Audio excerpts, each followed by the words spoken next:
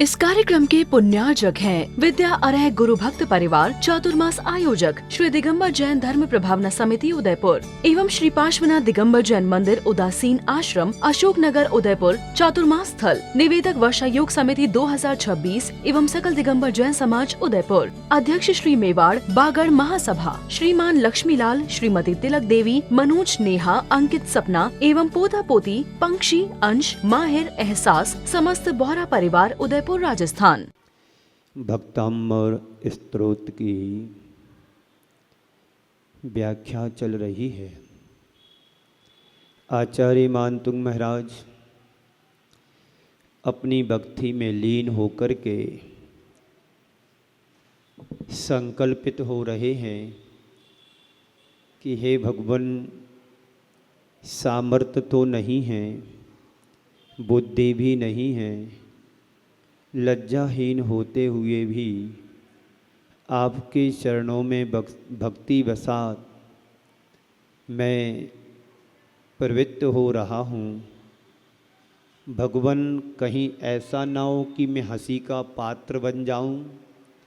संकल्प तो ले रहा हूँ। इसी मंगल भावना के साथ छंद नंबर 6वां देखेंगे, उसके बाद व्याख्या। अल्पश्रुतं श्रुतेवतां परिहासो धामे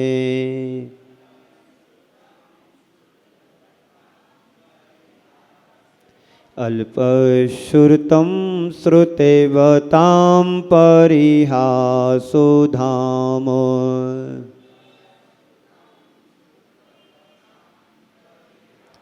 तद्भक्तिरेवे मुखेरी कुरुते बलान्माम्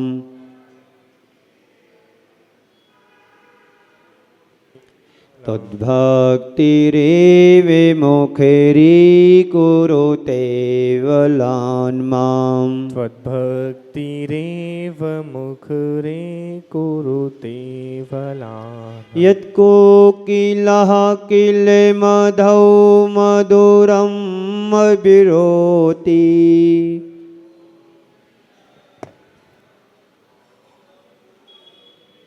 यत्कोकिलः किलमधौ मधुरं विरोति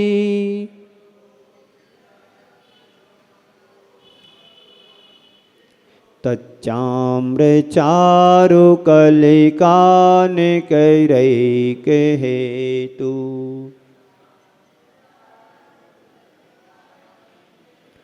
तच्चारुकलिकानिकैरैकहेतु।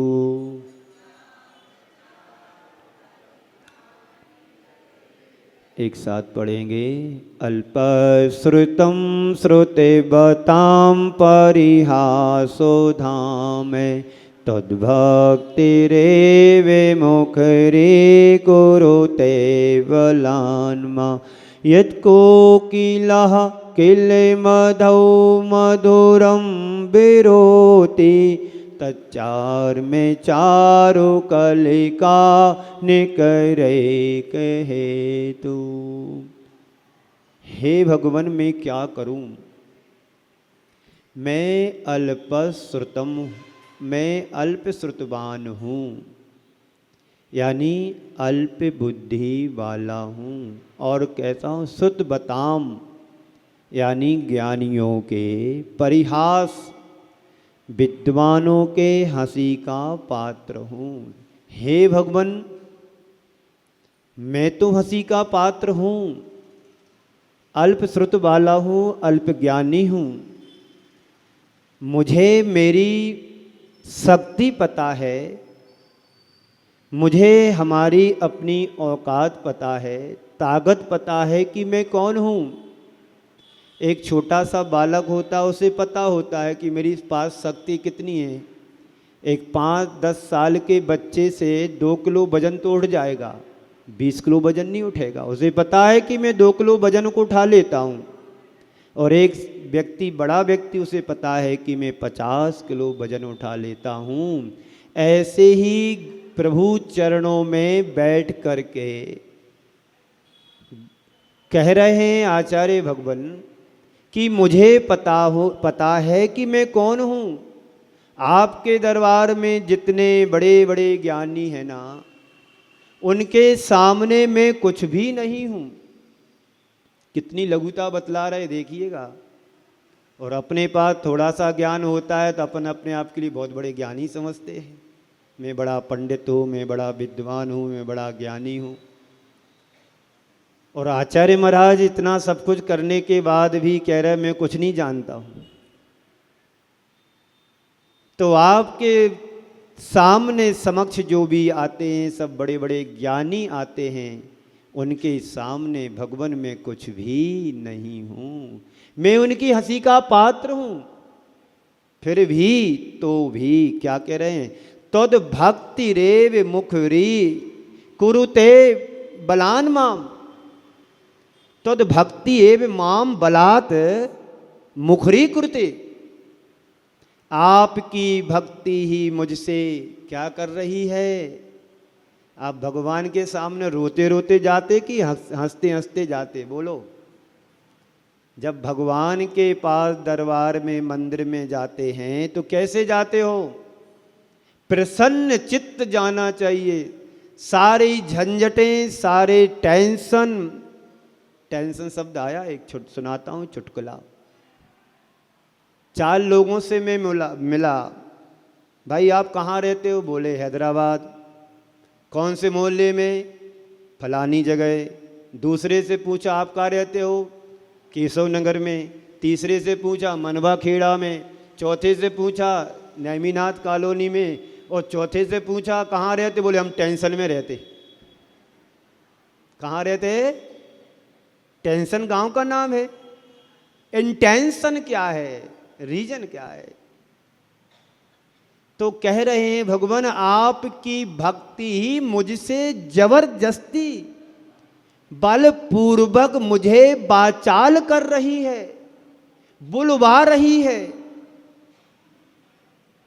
मुझे बोलना नहीं आता है, मुझे कहना नहीं आता है। बस आपके गुणों के धाम में हम में डूब करके जबरदस्ती मेरे से बलात् माम मानी मेरे से क्या कर रही है, बलपूर्वक मुखरी कुरते यानी बुलवा रही है। तद भक्ति रेव, आपकी भक्ति मुझसे जबरदस्ती बाचाल कर रही है। मुझे स्तुवन करना भी नहीं आता है, स्तुति करना भी नहीं आता है, मुझे अभिव्यक्ति देना भी नहीं आता है भगवान। पर करूँ तो करूँ क्या करूँ। एक यहाँ पर कोई है, मैं कुछ बोलता हूँ तो हंसते हैं वो, तो मैं भी तो हंसी का पात्र हूँ। जय बोलो तो हंसना है, मंत्र बोलो तो हंसना है। तो आचार्य मानतुंग महाराज कह रहे हैं कि मैं आपकी भक्ति करने जा रहा हूं, ज्ञानियों के द्वारा हंसी का पात्र हूं मैं। तो क्या कह रहे हैं, बड़े बड़े ज्ञानियों के हंसी के पात्र होने के बाद भी, अल्प श्रुत होने के बाद भी, ज्ञानी अल्प ज्ञानी होने के बाद भी मैं क्या करूं। आपके प्रति होने वाली जो भक्ति है वह मुझसे बलात् पूर्वक मुखरित कर रही है, मुखर कर रही है। कि बोल है आचार्य मानतुंग, बोल तू। भक्ति मुझसे प्रेरित करा रही है। होता है साधु संत प्रेरणा बन करके आते हैं, लोग प्रेरित होते हैं। जो श्रद्धालु होते हैं वो प्रेरित होते हैं, और जो अश्रद्धालु होते हैं वो प्रेरित हो जाते हैं, विपरीत दिशाओं में चले जाते हैं। कि बोल भक्ति मुझे प्रेरित कर रही है और मैं बोल रहा हूं। इसमें मेरा कोई कर्तृत्व नहीं है। लेकिन कुछ लोग हैं कर्ता बुद्धि से जीवन को जीते हैं। संत कहते हैं कर्ता बुद्धि नहीं, कर्तव्य बुद्धि से जियो। चौका लगाना तुम्हारा कर्तव्य है, धर्म है, साधु संतों की व्यवस्था बनाना तुम्हारा धर्म है, कर्तव्य है। उनकी विहार व्यवस्था करना तुम्हारा धर्म है, कर्तव्य है। कोई किसी के ऊपर एहसान नहीं करते हो। ये त्रिलोकीनाथ का रूप है। इस रूप को बहुत कम लोग समझ पाते हैं। कल एक प्रश्न आया, वो थोड़ा सुधार करके बोलता हूं मैं। मिथ्या दृष्टि के अपेक्षा से, मिथ्या दृष्टि किसे कहते हैं?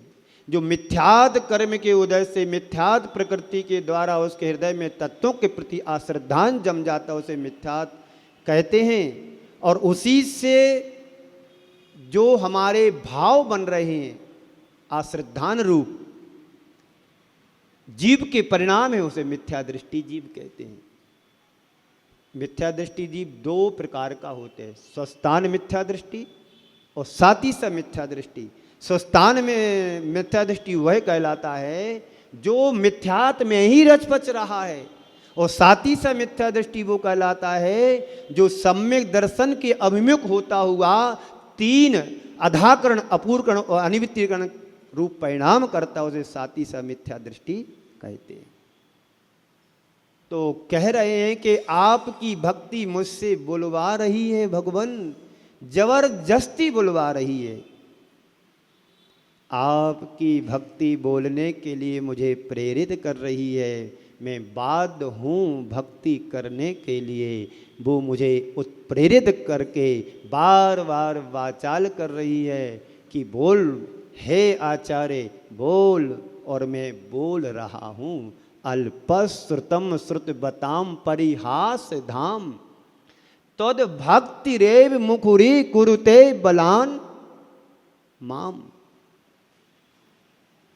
में क्या सुंदर उन्होंने उदाहरण दिया है। यत कोकिला किल कधौ कलौ, यत कोकिला किल मधौ मधुरे करो विरोती। जैसे कोयल होती है ना, कोयल, उसका गला कितना मधुर होता है। एक बार कौवा का पक्षी मचल गया, मुझे कोयल की आवाज चाहिए। किसकी आवाज चाहिए? मेरा कंठ खराब है, मुझे कोयल की। बच्चा मचल गया, कौए से कह रहा मुझे कोयल की आवाज चाहिए। एक दिन मोर का बच्चा भी मचल गया, मुझे क्या हो गया? कौवा का बच्चा कह रहा है मुझे क्या चाहिए?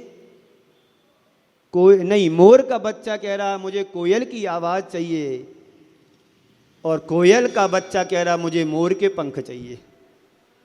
दोनों अपोजिट हैं। मोर के पंख कोयल को मिल नहीं सकते, और मोर के लिए कोयल की आवाज मिल नहीं सकती। प्रकृति प्रदत्त हैं। तो यत कोकिला किल मधौ मधुरम विरोती। मधौ यानी बसंत ऋतु में, कोकिला यानी कोयल जो मधुर मधुर गुंजान करती है, गुंजन करती है, कूक करती है। जो मधुर कूक करती है वो कोयल है। उसे उस मधुर कूक करने का कारण क्या है? तो कहते हैं तच्चाम्र चारु कलिका निकरैक हेतु। तच्चह आम्र चारु कलिका निकरैक हेतु। वो आम के चारु यानी सुंदर, कलिका यानी मंजरियों का, निकर यानी समूह, एकमात्र कारण है। जैसे आम के वृक्ष में बसंत ऋतु में मोर आ जाता है, तो कोयलें भी, कोयल जो होती है कूक करने लगती हैं, उनकी आवाज गूंजने लगती है। किसको देख करके? आम के सुंदर सुंदर उनकी जो मोर आई हुई हैं, फूल लगे हुए हैं, उनको देख करके गुंजायमान होने लगती हैं। बसंत ऋतु में कोयलों की कूक सीधे प्रकट होने लगती है। प्रभु वैसे ही आपको देख कर मेरे हृदय की भक्ति मुझे वाचाल कर रही है। मैं बोलता जा रहा हूँ और प्रभु की प्रेरणा मुझे मिलती जा रही है। इसे एक रूपक की तरह देखो। बसंत ऋतु है कि नहीं? अभी तो नहीं आएगी। बसंत ऋतु है प्रभु, और कोयल है हम सब भक्त। प्रभु कौन है? बसंत ऋतु की तरह हैं और हम सब भक्त हैं कोयल की तरह। उस भक्त के हृदय में जैसे ही आम की मंजरी रूपी भक्ति दिखती है, इस भक्त रूपी कोयल के हृदय से उद्गार उत्पन्न होने लगते हैं। वो प्रभु का गुणगान करना शुरू कर देता है। भगवान के सामने भक्त चाहे छोटा हो या बड़ा, वह हंसी का पात्र नहीं बनता है। हे प्रभु, आप सभी को प्रसन्नता देने वाले हो। आप श्री चरणों में कोई भी आए, आपके चरणों में चाहे गरीब आए, चाहे अमीर आए, चाहे दीन दुखी आए, चाहे स्वस्थ आए, चाहे अल्प श्रुत वाला आए या बहुश्रुत वाला आए, सभी को प्रसन्नता देते हो। आपके अंदर ज्ञानी हो या आपके अंदर या ज्ञानी हो या अज्ञानी, सबके लिए स्थान मिलता है। आप सबका कल्याण करने वाले हैं। इसलिए भक्ति मुझे उत्प्रेरित कर रही है, मुखरित कर रही है, कह रही है कि हे आचार्य मानतुम बोलो। इसलिए मैं बोल रहा हूँ, मैं नहीं बोल रहा हूँ, मेरे से बुलवाया जा रहा है। कौन बुलवा रहा है? भक्ति बुलवा रही है। एक तरफ तुम्हारे आराध्य इष्ट देव होते हैं और एक तरफ उनका आराध्य देव का भक्त होता है। बीच में प्रभु से जोड़ने के लिए भक्त को भक्ति बहुत बड़ा एक माध्यम बनती है। यही भक्ति आचार्य मानतुंग महाराज से बुलवा रही है। जब तक मनुष्य के हृदय में भक्ति नहीं जगती है, तब तक उसके अंदर के उद्गार स्फुटित नहीं हो सकते हैं। उद्गार तभी निकलते हैं जब हृदय में भक्ति जागती है प्रभु के प्रति, गुरु के प्रति, माँ जिनवाणी के प्रति, धर्म के प्रति, धर्मात्मा के प्रति। जब हृदय में भक्ति जाग जाती, प्रकट हो जाती है, तो उसके अंदर के जो कुछ भी निकलता है एक भक्ति के रूप में उद्गार निकलता है। यदि हृदय में भक्ति होगी तो आप अपने आप मुखरित हो उठोगे। तुम्हें कुछ आता हो या नहीं आता हो, यदि तुम्हारे हृदय में किसी के प्रति अनुराग होता है, भक्ति होती है, तो उसकी अभिव्यक्ति हो ही जाती है। कदाचित वाणी मूक भी हो जाए, जरूरी नहीं है कि बोलने वाला ही भक्ति करे। एक अंधा व्यक्ति भी भक्ति कर सकता है, बिना बोलने वाला भी भक्ति कर सकता है। आँखों से भी उसकी अभिव्यक्ति होती है। आँखें जब चमकती हैं, उसकी खुशी दिखती है आँखों से, तो समझ में आता है कि अंदर से व्यक्ति बड़ा आनंदित हो रहा है। तो यही बात आचार्य मानतुंग महाराज कह रहे हैं कि मैं कुछ नहीं कर रहा हूँ, आपकी भक्ति ही मुझसे बुलवा रही है कि बोलो। एक एक शब्द छंद का रूप लेता चला गया और आचार्य मानतुंग महाराज उसी भक्ति से प्रेरित होकर के बोलते गए। उनके मुख से निकलने वाला एक एक शब्द छंद का रूप लेता गया और एक एक छंद एक एक स्त्रोत बनता गया और ये स्त्रोत जन जन का कंठ का हार बन गया। हर सभी वर्गों में, चाहे श्वेतांबर हो चाहे दिगंबर हो, सभी जगह इस भक्तांबर के लिए मान्यता प्राप्त है। सभी उसके लिए पाठ करते हैं। और तो और देखिएगा कि इस भक्तांबर स्तोत्र के माध्यम से देश विदेश में इसका बड़ा प्रयोग किया जा रहा है। इसके ऊपर बड़े रिसर्च हो रहे हैं और एक हमारे लिए असाध्य बीमारियों को दूर करने वाला भी एक मंत्र बन कर के आया है। इसलिए अपने मन से पूछो, प्रभु के प्रति, गुरु के प्रति ऐसी भक्ति कभी प्रकट हुई जैसे आचार्य मानतुंग महाराज प्रभु के प्रति कर रहे हैं। अंदर से जो कुछ भी उत्प्रेरित कर दे मुश्किल है। ये है कि मनुष्य दुनिया की दुनियादारी में इतना ज़्यादा रच पच गया है कि भगवान को ही भूल गया है। कब आता है भगवान के पास? जब डॉक्टर लोग मना कर देते हैं। पहले तो वो 17 मणिये पूजने जाएगा, जब जहाँ से सब जगह से हार जाता है, सब दरवाजे बंद हो जाते हैं, तब एकमात्र प्रभु का दरबार खुला रहता है, गुरु का दरबार खुला रहता है। एक उदाहरण मैंने सुनाया था, फिर से सुना देता हूँ प्रसंग वसात। एक परिवार पिंडरी का था। उनके परिवार में उनकी बेटी ब्रह्मचारिणी भी है। उनकी अचानक तबीयत खराब हुई होगी, अस्पताल में एडमिट कराया हॉस्पिटल में, और महीनों उनका इलाज चला, लेकिन स्वास्थ्य लाभ नहीं ले पाए। अंत में जाकर के डॉक्टरों ने हाथ खड़े कर दिए और कहा कि अब इन्हें घर ले जाओ, जितने जिन जीवंत रहेंगे इनकी सेवा करो, बस यही इनके साथ हो सकता है। लोगों ने सोचा चलो ठीक है, गुरुजी मड़िया जी में सामने है, मेडिकल कॉलेज सामने है, वहाँ से छुट्टी कराई। आचार्य श्री से आशीर्वाद लेने के लिए उन्हें ले गए और कहा कि गुरुदेव को नमोस्तु करो। आचार्य श्री ने कहा उनको कि देखो अब तुम्हारा अंत समय चल रहा है, स्वास्थ्य साथ नहीं दे रहा है, शरीर साथ नहीं दे रहा है, भगवान का नाम लो। क्या बोला गुरुदेव ने? भगवान का नाम लो। तो बोलते हैं जोर से कि लिया नहीं जाता है। अब बताइए, भगवान का नाम लेने के लिए तो चिल्ला रहा है कि लिया नहीं जाता है, और भगवान का नाम लेने बोला लिया नहीं जा रहा है।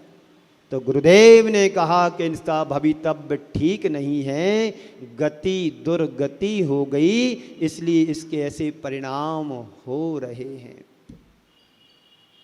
तो कब क्या तुम्हारे जीवन के साथ घटना घट जाए कुछ भी कहा नहीं जा सकता। इसलिए उठते बैठते खाते पीते जागते सोते सिर्फ केवल भगवान को स्मरण करो।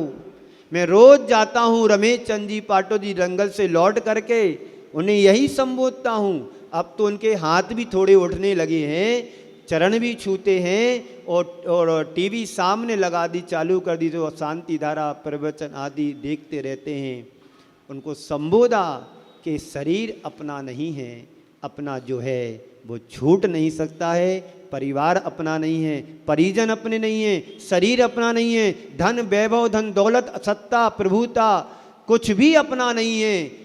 ये सब आंख बंदे होते ही सब छूट जाएगा। जो आप श्री जी का अभिषेक देख रहे हो टीवी के ऊपर, यही तुम्हें अकृत्रिम चैत्यालयों में देखने और करने को मिलेगा। ये श्रद्धान जमाओ कि मुझे ये प्राप्त करना है, ये प्राप्त करना है। शरीर तो रोगों का घर है। आज तुम्हारे शरीर में कितनी पीड़ा हो रही, कितना छेदन भेदन चल रहा है, साक्षात तुम नरकों का अनुभव कर रहे हो। ये तो कुछ भी नहीं है, हम इससे भी भयंकर भयानक कष्टों को नरकों में भोग करके आए हैं। इस तरह से संबोधा। अंदर से उनकी आंखें गीली हो गई। बोले ठीक है महाराज श्री, शरीर को मैं अपना नहीं मानूंगा, धन दौलत को अपना नहीं मानूंगा, पत्नी बच्चों को अपना नहीं मानूंगा, ये सब स्वार्थ के हैं। आज तुम्हारे अंदर श्वास जिंदा है तो तुम्हारे आगे पीछे सेवा में लगे हैं। जिस दिन तुमने श्वास हो जाओगे सब तुम्हारे सामने उठा करके ले जाएंगे, अंतिम संस्कार कर देंगे। कोई किसी का नहीं है। पारसनाथ भगवान की जाप कराई, 9 बार उन्होंने जाप भी की। फिर कहा अब मैं जा रहा हूँ, बस मैं स्वस्थ हो रहा हूँ, इसकी जाप करो और नमोकार मंत्र को स्मरण में लाओ। यही हमारे जीवन का आधार है। सब कुछ है, बाकी कुछ नहीं हमारा। जो तुमने जिंदगी भर जोड़ा यही सब छूट जाने वाला है। चाहे गरीब हो चाहे अमीर हो, सब यहीं धरा का इस धरा पर धरा रह जाएगा। कहने को हम सब साथी हैं, जब तक है साथ संसार का तो साथ निभा रहे हो, वरना कब किसका कब स्टेशन आए उतर जाता है। संसार एक यात्रा की तरह है। इस यात्रा, संसार की यात्रा का हर यात्री बन करके बस सफ़र कर रहा है, दौड़ लगा रहा है। सुबह से शाम तक मैं देखता हूँ छत पर जा कर के शाम को कि 1 मिनट के लिए भी सड़क के लिए शांति नहीं है। एक के पीछे गाड़ी लगी हुई है। यदि एक गाड़ी रुक जाए तो सैकड़ों गाड़ी एक ऊपर चढ़ सकती है, एक्सीडेंट हो सकते हैं। यही चक्र संसार का चल रहा है। इस संसार चक्र से बचने के लिए हमारे आचार्यों ने कहा है कि धर्म चक्र की आराधना करो, भक्ताम स्तोत्र का पाठ करो, जिससे असाध्य से असाध्य बीमारी भी दूर देखी जाती हैं। ये तो चलो ठीक है, हमारे शास्त्रों में ये लिखा है भगवान का नाम मात्र लेने से तुम्हारा कल्याण हो सकता है, पर भगवान का नाम कैसे लेना ये भी तो मालूम होना चाहिए। हृदय से श्रद्धा से नाम लोगे, यही मेरे आराध्य, यही सब कुछ मेरे हैं, तो हृदय से अभिव्यक्ति ऐसी निकलेगी तो तुम्हारी भक्ति तुम्हें भक्त से भगवान बना देगी। वरना संसार में तो गोते लगा रहे हैं, तरंती संसार सायरम। संसार सागर से पार करने के लिए प्रभु भक्ति एकमात्र आप ही हो। एक आप ही समर्थेयम दुर्गति निवारित पुण्यानि च दान्तु मुक्ति श्रेयम कृतनः। हे भगवान, आपकी भक्ति एकमात्र समर्थ है जो दुर्गति और पाप का क्षय करा करके मुक्ति को, परंपरा से मुक्ति को दिलाने वाली है। यही भावना से भर करके, इसी भावना से भर करके आचार्य मानतुंग महाराज कह रहे हैं कहीं मैं विद्वानों के द्वारा हंसी का पात्र तो नहीं बन रहा हूँ, और बन भी जाऊंगा तो मुझे कोई चिंता नहीं, क्योंकि आलोचक तो हर संसार में हर किसी के हुए हैं, तो मेरे भी हो जाएंगे, कोई चिंता की बात नहीं है। हम तो भगवान की भक्ति में लीन हो गए। जिसको जो कहना हो कहने दो, मैं तो प्रभु चरणों में बैठा हूँ।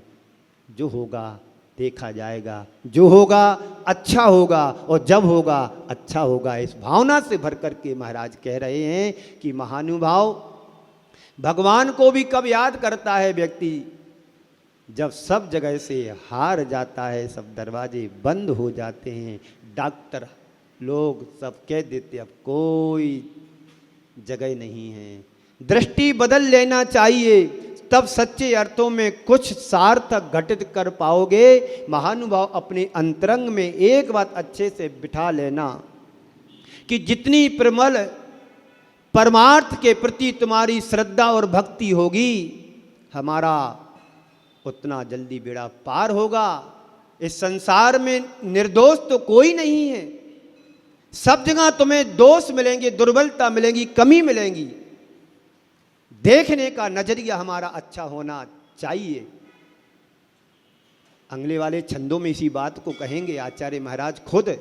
27 नंबर छंद में आप पढ़ना वहाँ पर, ऐसा संसार का भगवान कोई भी जीव नहीं जिसके अंदर गुण दोष ना हो। हमारे गुरुदेव हमेशा कहा करते थे, कुठिया हो या महल,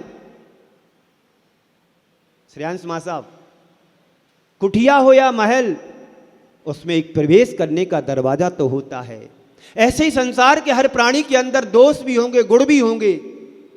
सर्वथा दोष वाला ही नहीं है, उसके अंदर एक गुण अवश्य पाया जाता है। एक गुरुदेव का कथन, एक गुरुदेव के चरणों में एक बार व्यक्ति आया शिकायत करने के लिए, गुरुदेव आपके चरणों में बहुत खराब लोग आते हैं। फिर आचार्य श्री बोले जाएंगे कहाँ? बोले शराब पीते हैं, ये करते वो करते, आपके चरण छूते। तो आचार्य श्री ने जो जवाब दिया सुन लेना कान खोल कर उदयपुर वालों। गुरुदेव ने कहा बीमार व्यक्ति होता है तो कहाँ जाता है? बोले हॉस्पिटल में। तो ये धर्म की हॉस्पिटल है, बीमार सब लोग यहाँ आएंगे नहीं तो कहाँ जाएंगे? गुरुदेव का सकारात्मक सोच है, इस सोच को ध्यान में रखो। जो बीमार है वही अस्पताल में जाता, स्वस्थ व्यक्ति नहीं जाता है। स्वस्थ व्यक्ति तो परमात्मा बन जाता है। हम सब अस्वस्थ हैं, बीमार हैं। राग देश मोह क्रोध मान माया लोभ मत्सर ममत्व सब विकारी परिणामों के द्वारा यहाँ बैठे हुए हैं, कोई निर्विकारी नहीं है। एकमात्र सृष्टि भूमंडल पदी कोई निर्विकारी है, निर्दोष है, तो वो है हमारे प्रभु परमात्मा अरिहंत भगवान और सिद्ध भगवान। आचार्य मानतुंग महाराज बैठे हुए हैं चरणों में। वो तो किसी और बड़े आचार्य की, अपने गुरु की भक्ति कर सकते थे, प्रभु आचार्य परमेष्टि की कर सकते थे। नहीं, उनमें भी दोष है, मेरे अंदर भी दोष है। निर्दोष यदि हैं तो हमारे आराध्य देव श्री सिद्ध भगवान हैं। ये भाव लेकर के चल रहे हमारे गुरु आचार्य समंत भद्र महाराज। चले आगे, तो यदि हमारे हृदय में परमार्थ के प्रति यदि भावना जगती है तो हम संसार सागर से जल्दी शीघ्र अति शीघ्र पार हो सकते हैं। यदि हम शरण माने तो प्रभु को माने, भगवान को माने, बीत रागता को माने। राग तो हर जगह मिलेगा तुम्हारे लिए। एकमात्र जैन दर्शन है जहाँ बीत रागता की बात कही जाती, बाकी सब दर्शनों में किसी न किसी प्रकार का राग अटैचमेंट है। हमारे प्रभु बीत रागी हैं, सरागी नहीं है। जहाँ पर अस्त्र हैं, वस्त्र हैं, अस्त्र शस्त्र वस्त्र हैं, वहाँ पर सब सरागता है। और जहाँ पर इन चीज़ों का अभाव वो बीत रागता है। तो बीत रागता के पोषक बने, सरागता के नहीं। अपने अपने धर्म की आराधना सब करते हैं, पर सच्चा धर्म यदि है, अन्न मताओ लंबी भी जैन दर्शन को सबसे बड़ा श्रेष्ठ दर्शन मानते हैं। यदि जैन दर्शन से सिद्धांत को अलग कर दिया जाए तो जैन दर्शन में कुछ बचा ही नहीं, ऐसा आचार्यों का कथन है।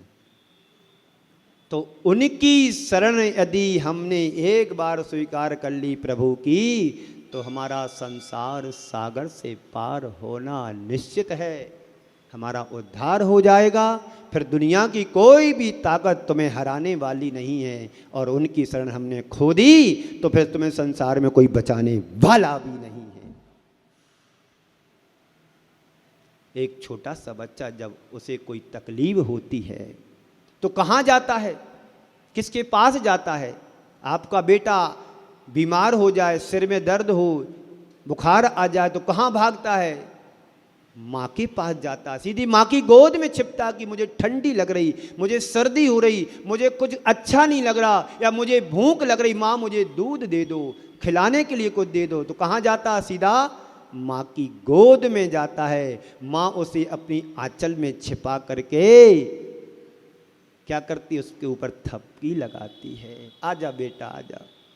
माँ उसे अपनी आंचल में छिपा लेती, जैसी माँ अपनी आंचल में गोद में बच्चे को छिपा लेती है, वो सारी दुनिया को भूल जाता है। मेरी माँ ही सब कुछ है दुनिया, उसे कुछ भी खबर नहीं रहता है, उसे किसी बात का आभास नहीं होता है, क्योंकि उसे पता है माँ मेरे लिए शरण है, अन्यथा शरणम नास्ति तुमेव शरणम मम।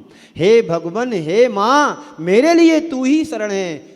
आप माँ की शरण में तो बैठ चुके हो, अब माँ जिनवाणी की शरण को प्राप्त करना चाहिए। स्वाध्याय से देखो, जिनवाणी से अलमारियाँ भरी पड़ी हैं, अस्त व्यस्त पड़ी हैं, कोई देखने वाला नहीं है, धूल चढ़ी है, फट रही हैं, एंड बैंड पड़ी हुई हैं। कम से कम आकर के घर की अलमारी साड़ियों की तो ऐसी सजी है, यदि 25,000 वर्ष भी यदि कोई नहीं खोलेगा तो खिसकने वाली नहीं है, धूल भी लगने वाली नहीं है। और माँ जिनवाणी ऐसी पैरों में पड़ी हुई है, बोरियों में भरी हुई हैं, क्या दुर्दशा हो रही है। तो कल्याण कैसे होगा हमारा?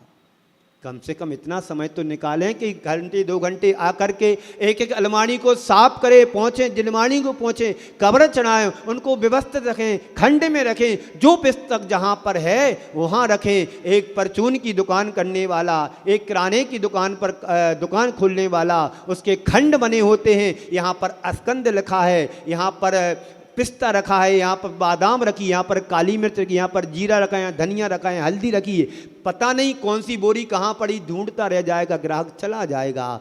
जैसे एक दुकानदार अपनी दुकान को सजा करके रखता है, ये माँ जिनवाणी जिससे हमारा संसार से पार होने के लिए मार्ग प्रशस्त होता है, उसकी हमारे हाथों द्वारा दुर्दशा हो रही है। कुछ किसी का बिगड़ने वाला नहीं है, खुद अपना कर्म ही हम अपना बांध रहे हैं। ज्ञान को परख समझो, ज्ञान को समझो। विद्वानों की कीमत होना चाहिए, पंडितों की कीमत होना चाहिए, उनके ज्ञान की कीमत होना चाहिए। तभी ना आचार्य मानतुंग महाराज, आचार्य समंत भद्र महाराज, आचार्य उमा स्वामी महाराज लघुता प्रकट करते हुए इस ज्ञान के सागर बन करके गए और हमें इतना दे करके गए, आज हम उसे संभाल नहीं पा रहे है। हमारा दुर्भाग्य है, सौभाग्य नहीं है। सौभाग्य तो तब था जब तुम्हें जैन कुल मिला था, और आज तुम उस सौभाग्य को पा करके दुर्भाग्य में बदलने वाले हो। मैं रास्ते में सुबह चला जा रहा था, बहुत सारे कुत्ते भौंक रहे थे। मैंने उनकी पर्याय को देख करके सोचा कि देखो ये सजा भोग रहे हैं। त्रियंच पर्याय की एक बिल्ली मिली, एक पट्टी पर बैठी थी। मैंने नमोकार मंत्र सुनाया और फिर कहा कि अच्छा जीवन मिला था, गलती करके सजा यहां बैठ करके भोग रही है। हम लोग इस पर्याय को पाकर के गलती करके उसे सजा भोगने के लिए हम कहाँ जाते हैं? अन्य पर्यायों में। फिर मैंने एक चुटकुला सुनाया, वो तुम्हें भी सुना देता हूं। एक पंडित जी ट्रेन में सफर कर रहे थे, बड़े चंदन लगाए हुए थे, पीले वस्त्र पहने थे, एक झोला गले में डाले हुए थे।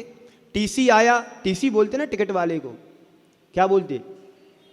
टीटी के टीसी, कुछ भी बोल दो, आप समझ लेना हमारी बात को। टीसी आया, बोले टिकट दिखाओ पंडित जी, कहाँ जा रहे? बोले जहां रामचंद्र जी का जन्म हुआ। कहाँ जाना? जहां रामचंद्र जी का जन्म हुआ। टिकट दिखाओ। थैले में हाथ डाला, टिकट तो नहीं है। चलो जहां कृष्ण जी का जन्म हुआ था, चलो उधर।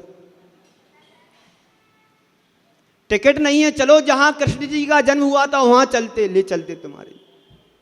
संसार के हर प्राणी की यही दुर्दशा है। जब टिकट मिला था तो भूल गए, अब बिना टिकट के कहाँ जाना पड़ेगा? जहाँ से आए थे वहीं। तो सीधे प्रभु परमात्मा की शरण में आ जाते। जब हमारे पास कष्ट आता है, दुख आती है, पीड़ा आती है, तो माँ तो केवल एक हमारे लिए, बच्चे के लिए शरण होती, संभालती है। परमात्मा हमारे भवभवांतरों में शरण है, भवभवांतरों में हमें संभालते हैं और संभालने वाले होते हैं। महाभारत का एक प्रसंग सुना करके विराम दूं। कहते हैं जब कंस को मालूम पड़ा कि उनका हंता हो गया है, प्रकट हो गया है, और नंद गांव में पल रहा है शिशु के रूप में, इसे कैसे मारा जाए, पहचान कुछ भी नहीं है। इसी बीच पूतना उनके दरबार में आ जाती है, और पूतना जब कंस को सुना तो पूतना कहती कि चिंता मत करो, मैं तो हूं, मेरे लिए चुटकियों का खेल है, मैं इसे पल भर में निपटा सकता हूं। नंदगांव में एक भी बच्चा जिंदा नहीं रहेगा, जीवित नहीं रहेगा।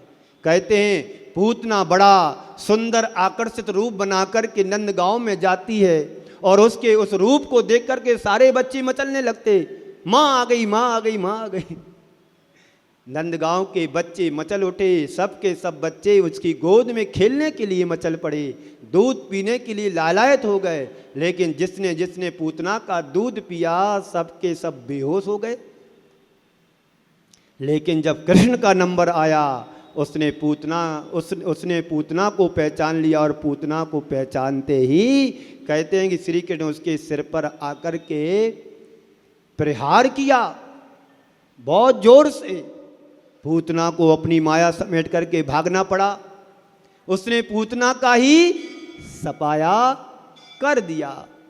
घटना अपनी जगह है, लेकिन ये एक रूपक है। ये पूतना क्या है? विषय कसाय का आकर्षण, जो मनुष्य के लिए अपनी ओर आकर्षित करता है, और उस आकर्षित के होकर के मनुष्य प्रभावित हो जाता है। जो विषय रूपी पूतना के आकर्षण में चक्कर में फंसता, उसके जीवन लीला विनष्ट हो जाती है, वो अपना सर्वस्व खो देते हैं। लेकिन माँ का आंचल, प्रभु परमात्मा का आंचल, जैसे श्री कृष्ण जैसे महापुरुष ही पहचान पाते हैं। जो प्रभु की शरण को स्वीकार करता है उसका बेड़ा पार हो जाता है। तो अपने विवेक को जागृत करें, कौन शरण है कौन आचरण है, इसे पहचाने, अपने जीवन को आगे बढ़ाने की कोशिश करें, तो तब सच्चे अर्थों में अपना जीवन उद्धार कर पाएंगे और भाव सागर से पार उतरने समर्थ हो सकेंगे। इसी मंगल पुनीत भावना के साथ समय आपका पूरा हुआ। बोलिए परम पूज्य आचार्य गुरुवर श्री मानतुंग आचार्य महाराज की परम पूज्य आचार्य गुरुवर श्री विद्यासागर जी। इस कार्यक्रम के पुण्यार्जक थे विद्या अरह गुरु भक्त परिवार चातुर्मास आयोजक श्री दिगंबर जैन धर्म प्रभावना समिति उदयपुर एवं श्री पार्श्वनाथ दिगंबर जैन मंदिर उदासीन आश्रम अशोक नगर उदयपुर चातुर्मास स्थल निवेदक वर्षा योग समिति 2026 एवं सकल दिगंबर जैन समाज उदयपुर अध्यक्ष श्री मेवाड़ बागड़ महासभा श्रीमान लक्ष्मीलाल श्रीमती तिलक देवी मनोज नेहा अंकित सपना एवं पोता पोती पंक्षी अंश माहिर एहसास समस्त बोहरा परिवार उदयपुर राजस्थान।